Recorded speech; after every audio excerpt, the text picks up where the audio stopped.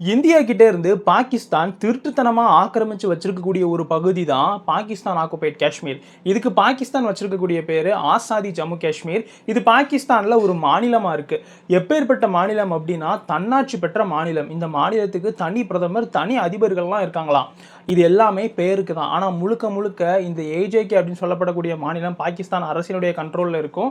அதையும் தாண்டி பாகிஸ்தான் இங்க வாழக்கூடிய மக்களுக்கு மிகப்பெரிய துரோகம் பண்ணுதாங்க அப்படின்னு அங்க ஜேஏஏசி அப்படின்ற ஒரு அமைப்பை ஆரம்பிச்சு அங்க இருக்கக்கூடிய மக்கள் பாகிஸ்தான் அரசாங்கத்துக்கு எதிராக போராடுறாங்க.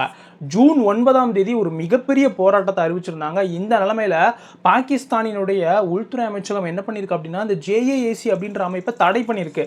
இது மக்கள் நலனுக்காக மக்களே உருவான ஒரு அமைப்பு தான் JAAC, Pakistan joint Awami action committee அப்படின்ற மாதிரி சொல்லுவாங்க. இந்த ஒரு அமைப்பு மிகப்பெரிய போராட்டம் நடத்திருந்த சூழல்ல இந்த அமைப்பை பாகிஸ்தான் அரசு தடை பண்ணியிருக்கு. இவங்களுடைய கோரிக்கை என்ன அப்படின்னா ஒரு 12 சீட் இருக்கு இந்த ஏஜேகேல, இந்த ஆசாதி ஜம்மு காஷ்மீர்ல. அது வந்துட்டு பாகிஸ்தான்ல இருக்கக்கூடிய அரசு யாரை நினைக்குதோ அவங்கள பிரதமர் ஆக்குறதுக்கு உதவுது. ஸோ இதை நீங்க இமீடியட்டா கேன்சல் பண்ணணும் அப்படின்ற மாதிரி பாகிஸ்தான் ஆக்குபைட் காஷ்மீர்ல இருக்கக்கூடிய மக்கள் மிகப்பெரிய போராட்டத்தை பிளான் பண்ணியிருந்தாங்க.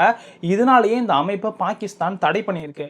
இவங்க மிக விரைவில் இந்தியாவோட இணைகிறதுக்கான வழிவகைகள் இந்த பாகிஸ்தான் அரசாங்கத்துக்கு எதிரான கிளர்ச்சியின் மூலியமா பாகிஸ்தான் ஆக்குபைட் காஷ்மீர்ல நடக்கு அப்படின்ற மாதிரியான யூகங்கள் அரசியல் வல்லுநர்களால் எழுப்பப்படுது. இந்த சம்மர் சீசன்ல வெக்கேஷனுக்கு நிறைய பாகிஸ்தானிகள் இந்த பாகிஸ்தான் ஆக்குபைட் காஷ்மீருக்கு வந்திருப்பாங்க.